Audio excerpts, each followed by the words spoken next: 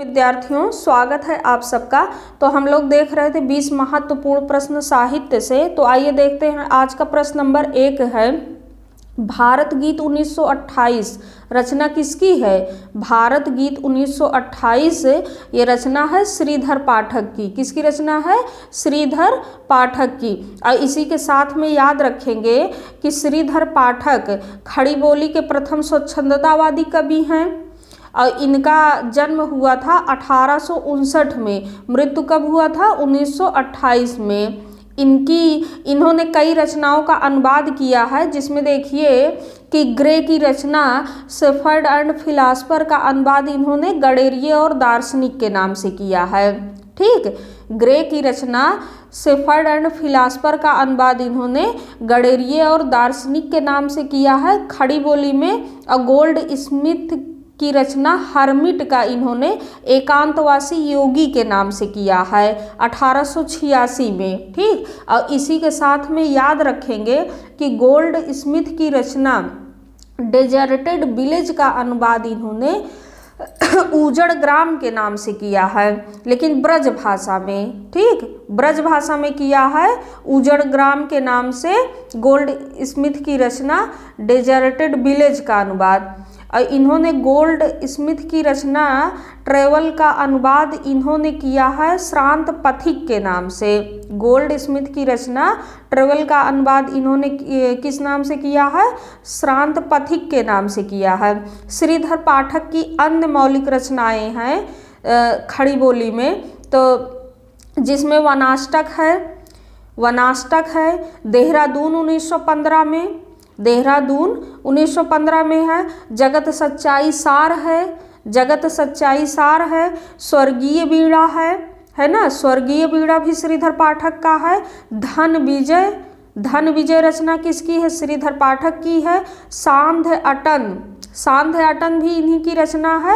और गुणवंत हेमंत, जिसका प्रकाशन 1900 में हुआ था, ये इनकी प्रथम कविता है। गुणवंत हेमंत श्रीधर पाठक की प्रथम कविता है। और इसी के साथ में और ध्यान रखेंगे कि इनका कश्मीर सुषमा 1904 में और मनोविनोद 1882 में, ये दोनों ब्रज भाषा में है, इनकी मौलिक रचना है।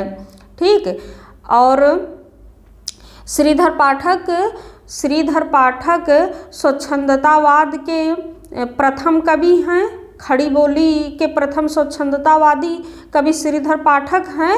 और स्वच्छंदतावाद के दूसरे प्रमुख कवि कौन हैं? राम नरेश त्रिपाठी हैं। स्वच्छंदतावाद के दूसरे प्रमुख कवि राम नरेश त्रिपाठी हैं। प्रश्न नंबर 2 देखिए कि सुमन काव्य संग्रह किसका है? सुमन काव्य संग्रह 1923 है महावीर प्रसाद द्विवेदी का। किसका है? महावीर प्रसाद द्विवेदी का है। महावीर प्रसाद द्विवेदी के अन्य काव्य संग्रह हैं, जिसमें कान्य कुब्जावली व्रतम है, कान्य कुब्ज अबला विलाप, काव्य मंजूषा, देवी स्तुति शतक। किसका है? महावीर प्रसाद द्विवेदी का। और महावीर प्रसाद द्विवेदी का जन्म हुआ था 1864 में, मृत्यु 1938 में।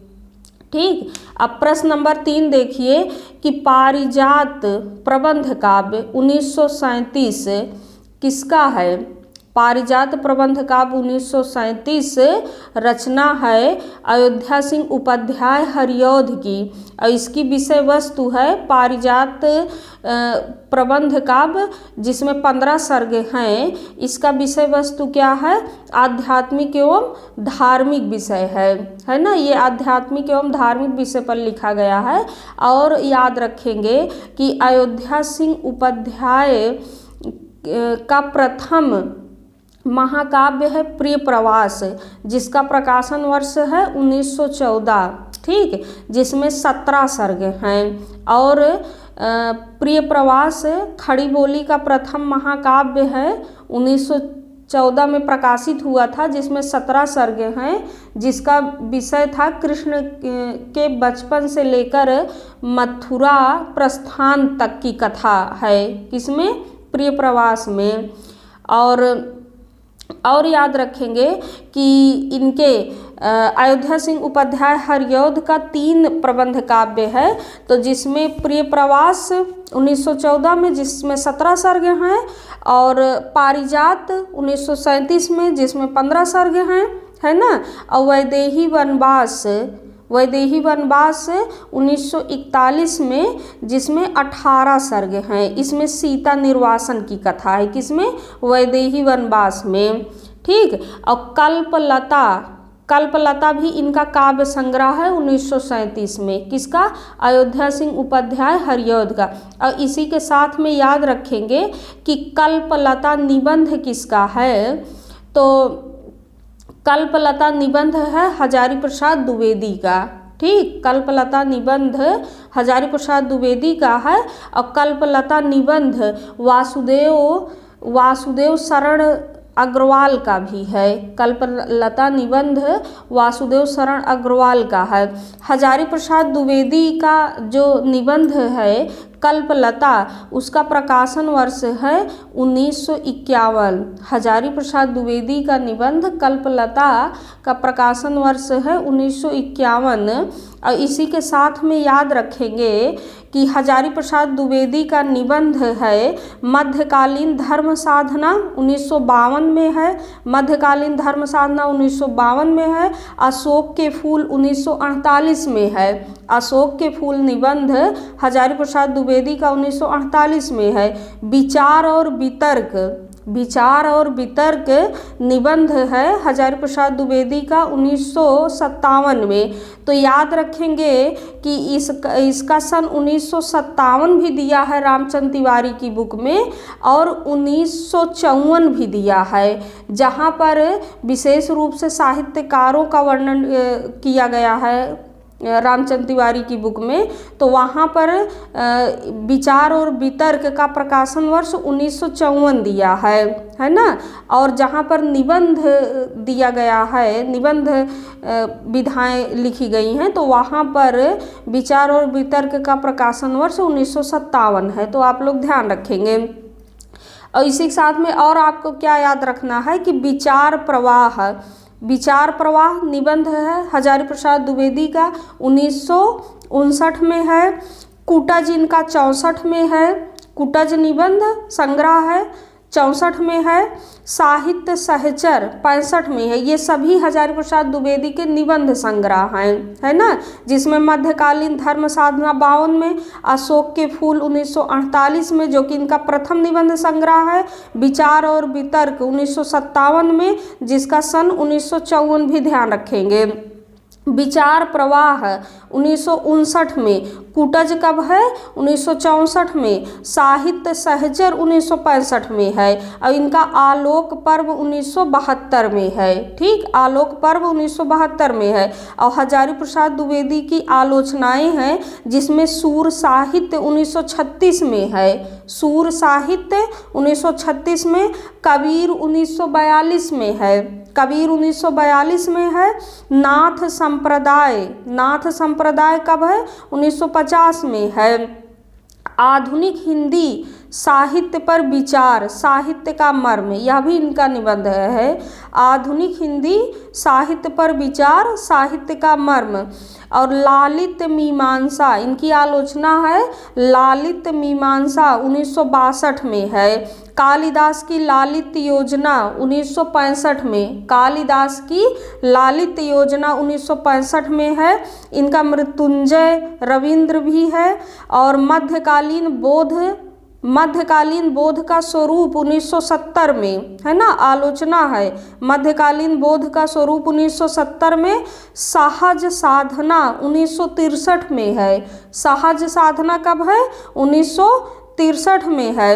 और इनके 4 प्रसिद्ध उपन्यास हैं जिसमें चारुचंद्र लेख 1963 में, बाणभट्ट की आत्मकथा 1947 में, पुनर्नवा 1973 में, अनामदास का पोथा 1976 में है ना। तो देखिए आप कल्पलताएं इनके निबंध से आपको ये सारे निबंध एक बार आप ध्यान देंगे तो सब याद आ जाएगा। तो देखिए प्रश्न नंबर 4 है, प्रश्न नंबर 4 है कि दीपावली सामाजिक मंगलेच्छा का प्रतिमा पर्व, यह निबंध है। और जबकि दिमाग खाली है, ये दोनों निबंध किसके हैं? तो दोनों निबंध हैं हजारी प्रसाद द्विवेदी के, है ना। दीपावली सामाजिक मंगलेच्छा का प्रतिमा पर्व, जबकि दिमाग खाली है, ये दोनों निबंध किसके हैं? हजारी प्रसाद द्विवेदी के, है ना। प्रश्न नंबर 5 देखिए, नाथ सिद्धों की बानियाँ, नाथ सिद्धों की बानियाँ 1957 में, इसका संपादन किसने किया था? हजारी प्रसाद द्विवेदी जी ने किया था। ठीक, हजारी प्रसाद द्विवेदी जी ने संपादन किया था नाथ सिद्धों की बानियाँ। और इन्होंने संक्षिप्त पृथ्वी राज रासों का भी संपादन किया था। संदेश रासक और 10 रूपक का भी इन्होंने संपादन किया था। संदेश रासक का इन्होंने 1960 में और 10 रूपक का 1963 में संपादन किया था। उसके बाद देखिए प्रश्न नंबर 6 है कि ग्राम गीत 1938, ग्राम गीत 1938 रचना किसकी है? तो अयोध्या सिंह उपाध्याय हरिऔध की रचना है ना। ग्राम गीत 1938 अयोध्या सिंह उपाध्याय हरिऔध की रचना है। इसी के साथ में याद रखेंगे कि फूल पत्ते 1935 में किसका है? अयोध्या सिंह उपाध्याय हरिऔध का है। फूल पत्ते 1935 है और इनका रस कलश 1931 में रीत ग्रंथ है। किसका है? अयोध्या सिंह उपाध्याय हरिऔध का। और आप लोग बताएंगे कि आम के पत्ते रचना किसकी है ना। आम के पत्ते रचना किसकी है? इसके पहले वाली क्लास में आप पढ़ चुके हैं, तो याद रखेंगे कि 2011 में व्यास सम्मान से पुरस्कृत रचना आम के पत्ते रामदरस मिश्र की रचना है ना। यह भी इनका काव्य है। आम के पत्ते क्या है? काव्य संग्रह है। किसका है? रामदरस मिश्र का है और 2011 में व्यास सम्मान से पुरस्कृत है। उसके बाद देखिए कि प्रश्न नंबर 7 है द्विवेदी युग के, प्रश्न नंबर 7 है द्विवेदी युग के प्रमुख सूक्तिकार, है ना। द्विवेदी युग के प्रमुख सूक्तिकार कौन है? तो रामचरित उपाध्याय। द्विवेदी युग के प्रमुख सूक्तिकार हैं रामचरित उपाध्याय। इनका जन्म 1872 में हुआ था, मृत्यु 1938 में। प्रश्न नंबर 8 है, प्रश्न नंबर 8 है साहित्यमुखी 1968, साहित्यमुखी 1968, आधुनिक बोध 1973। साहित्यमुखी 1968, आधुनिक बोध 1973 निबंध किसका है? रामधारी सिंह दिनकर का निबंध है। किसका निबंध है? रामधारी सिंह दिनकर का। और इसी के साथ में याद रखेंगे दिनकर के अन्य निबंध हैं मिट्टी की ओर 1946 में, अर्धनारीश्वर 1953 में, रेती के फूल 1954 में, रेती के फूल 1954 में, वेणुवन 1958 में, वेणुवन 1958 में, धर्म नैतिकता और विज्ञान 1959 में, धर्म नैतिकता और विज्ञान 1959 में, वट पीपल 1961 में। यह सब भी रामधारी सिंह दिनकर के निबंध हैं। अब आप देखेंगे कि प्रश्न नंबर 9 है महादेवी वर्मा का रेखा चित्र, महादेवी वर्मा का रेखा चित्र, महादेवी वर्मा का रेखा चित्र सोना हिरनी रोजी कुतिया। महादेवी वर्मा का रेखा चित्र सोना हिरनी रोजी कुतिया इनके किस संग्रह में संकलित है? तो मेरा परिवार 1972 में संकलित है ना। मेरा परिवार 1972 में संकलित है। मेरा परिवार में इनके पशु पक्षियों से संबंधित रेखा चित्र संकलित है 1972 में, है ना। तो उसी में सोना हिरनी और रोजी कुतिया संकलित है। किसमें? मेरा परिवार 1972 में। और इसी के साथ में आप याद रखेंगे कि महादेवी वर्मा का अतीत के चलचित्र 1941 में रेखा चित्र है रेखा चित्र संग्रह है। अतीत के चलचित्र 1941 में। स्मृति की रेखाएं 1943 में है। और इनका मेरा परिवार 1972 में है। ठीक, उसके बाद देखेंगे कि अनुराग रत्न गर्भरंडा रहस्य रचना किसकी है? अनुराग रत्न गर्भरंडा रहस्य रचना है नाथूराम शर्मा शंकर की। किसकी रचना है? नाथूराम शर्मा शंकर की। और इसी के साथ में आप याद रखेंगे कि नाथूराम शर्मा शंकर को कविता कामनी कांत, भारतेंदु प्रगेंदु और साहित्य सुधाकर भी कहा जाता है। और इनका जो ये गर्भरंडा रहस्य है, ये इनका प्रबंध काव्य है जो विधवाओं की स्थिति एवं देव मंदिरों के अनाचार का इसमें वर्णन है। किसमें? गर्भरंडा रहस्य में विधवाओं की स्थिति और देव मंदिरों में अनाचार का इसमें वर्णन किया गया है। और याद रखेंगे कि अनुराग रत्न गर्भरंडा रहस्य, हाँ, इनकी रचना है नाथूराम शर्मा शंकर की। उसके बाद देखिए प्रश्न नंबर 11 है। प्रश्न नंबर 11 है शेष निःशेष संस्मरण किसका है? रामधारी सिंह दिनकर का। शेष निःशेष संस्मरण किसका है? रामधारी सिंह दिनकर का है। उसके बाद याद रखेंगे प्रश्न नंबर 12 है कि वसंत वियोग धाराधर धावन स्वदेशी कुंडल किसकी रचना है? राय देवी प्रसाद पूर्ण की रचना है। वसंत वियोग 1912 में, धाराधर धावन 1902 में, स्वदेशी कुंडल 1910 में किसकी रचना है? राय देवी प्रसाद पूर्ण की रचना है। और इसी के साथ में याद रखेंगे कि मृत्युंजय 1904 में, यह भी राय देवी प्रसाद पूर्ण का है। मृत्युंजय 1904 में किसका है? राय देवी प्रसाद पूर्ण का है। और राम रावण विरोध 1906 में, यह भी राय देवी प्रसाद पूर्ण का है। और इनकी जो ये रचना है धाराधर धावन 1902 में, तो ये कालिदास के मेघदूत का ब्रज भाषा में इन्होंने अनुवाद किया है। ठीक, प्रश्न नंबर 13 देखिए राष्ट्र भारती रचना किसकी है? रामचरित उपाध्याय की। रामचरित उपाध्याय की रचना है राष्ट्र भारती, काव्य संग्रह है। प्रश्न नंबर 14 है कि राष्ट्रीय वीणा रचना किसकी है? गया प्रसाद शुक्ल सनेही की। किसकी रचना है?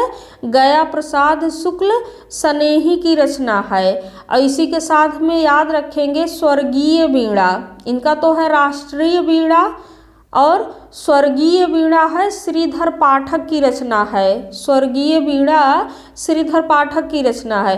प्रश्न नंबर 15 है नए सन का स्वागत और नवीन संवत्सर का स्वागत। नए सन का स्वागत, नवीन संवत्सर का स्वागत रचना किसकी है? राय देवी प्रसाद पूर्ण की रचना है। किसकी रचना है? राय देवी प्रसाद पूर्ण की रचना है। नए सन का स्वागत, नवीन संवत्सर का स्वागत। और इसी के साथ में आपको क्या याद रखना है कि अमलतास भी इन्हीं की रचना है। राय देवी प्रसाद पूर्ण की रचना है अमलतास। ठीक, उसके बाद देखिए कि प्रश्न नंबर 16 है कविता कौमुदी कितने भागों में संकलित है? कविता कौमुदी ये राम नरेश त्रिपाठी की रचना है और 8 भागों में संकलित है ना? कितने भागों में संकलित है? 8 भागों में संकलित है। राम नरेश त्रिपाठी स्वच्छंदतावाद के दूसरे प्रसिद्ध कवि हैं और इनकी अन्य रचनाएं हैं मिलन है, मिलन 1917 में है, मानसी 1927 में है। मिलन 1917 में, मानसी 1927 में है और पथिक 1920 में है। सब इनके काव्य संग्रह है। मिलन 1917 में, मानसी 1927 में, पथिक 1920 में और स्वप्न 1929 में। किसकी रचना है? रामनरेश त्रिपाठी की। रामनरेश त्रिपाठी ने कविता कौमुदी का, है ना, कविता कौमुदी का संकलन 8 भागों में किया है और कविता कौमुदी में इनके हिंदी, उर्दू और बांग्ला की कविताएं संकलित हैं। ठीक है। प्रश्न नंबर 17 देखिए, कलिकासी। कलकासी, कलकासी रचना किसका है? किसकी रचना है? जगन्नाथ दास रत्नाकर की रचना है। कलकासी जगन्नाथ दास रत्नाकर की रचना है। और इसी के साथ में याद रखेंगे कि गंगावतरण 1927 में जगन्नाथ दास रत्नाकर का है। उद्धव शतक 1929 में, उद्धव शतक 1929 में जगन्नाथ दास रत्नाकर की रचना है। और श्रृंगार लहरी, श्रृंगार लहरी भी रचना किसकी है? जगन्नाथ दास रत्नाकर की रचना है। प्रश्न नंबर 18 है, हृदय तरंग शीर्षक से बनारसी दास चतुर्वेदी ने किसकी रचनाओं का संकलन किया? हृदय तरंग शीर्षक से बनारसी दास चतुर्वेदी ने किसकी रचनाओं का संकलन किया? तो सत्यनारायण कविरत्न की रचनाओं का संकलन किया है बनारसी दास चतुर्वेदी ने हृदय तरंग शीर्षक से। इसी के साथ में याद रखेंगे कि सत्यनारायण कविरत्न की अन्य काव्य रचनाएं हैं, जिसमें भ्रमरदूत है और प्रेम कली, है ना। किसकी प्रसिद्ध रचना है भ्रमरदूत और प्रेम कली? तो सत्यनारायण कविरत्न की। प्रश्न नंबर 19 है कि हरिश्चंद्र प्रबंध काव्य किसका है? हरिश्चंद्र प्रबंध काव्य किसका है? जगन्नाथ दास रत्नाकर का। ठीक, जगन्नाथ दास रत्नाकर का प्रबंध काव्य है। और प्रश्न नंबर 20 है, बिजन वन प्राण था, प्रकृत मुख शान था, अटन का समय था, रजनी का उदय था। पंक्ति किसकी है? पंक्ति तो श्रीधर पाठक की है, लेकिन ये किस रचना से ली गई है? तो विकल्प मैंने दिया है, आप लोग बताएंगे कि बिजन वन प्राण था, प्रकृत मुख शान था, अटन का समय था, रजनी का उदय था। पंक्ति इनकी सांध्य अटन रचना से ली गई है ना। सांध्य अटन रचना से ली गई है पंक्ति। अब एक प्रश्न आप लोगों के लिए है कि आप लोग बताएंगे कि अयोध्या का विलाप, अयोध्या का विलाप और नागरी तेरी यह दशा, अयोध्या का विलाप और नागरी तेरी यह दशा कविता किसकी है? अयोध्या का विलाप और नागरी तेरी यह दशा कविता किसकी है? और दोनों ही कविताएं ब्रज भाषा में है। ठीक, तो आप लोग कमेंट करके बताइएगा। और इसके पहले वाली क्लास में हमने जो प्रश्न पूछा था कि सन 2021 में, सन 2022 में किसे साहित्य अकादमी पुरस्कार मिला था, किस रचना के लिए? तो उसका उत्तर है कि भगवंत अनमोल को, है ना। सन 2022 में भगवंत अनमोल को साहित्य अकादमी पुरस्कार मिला था उनके उपन्यास प्रमेय के लिए। तो धन्यवाद प्रिय विद्यार्थियों। यदि आपको क्लास अच्छी लग रही हो तो ज़्यादा से ज़्यादा इसको शेयर और सब्सक्राइब करिए। मिलते हैं अगली क्लास में। धन्यवाद।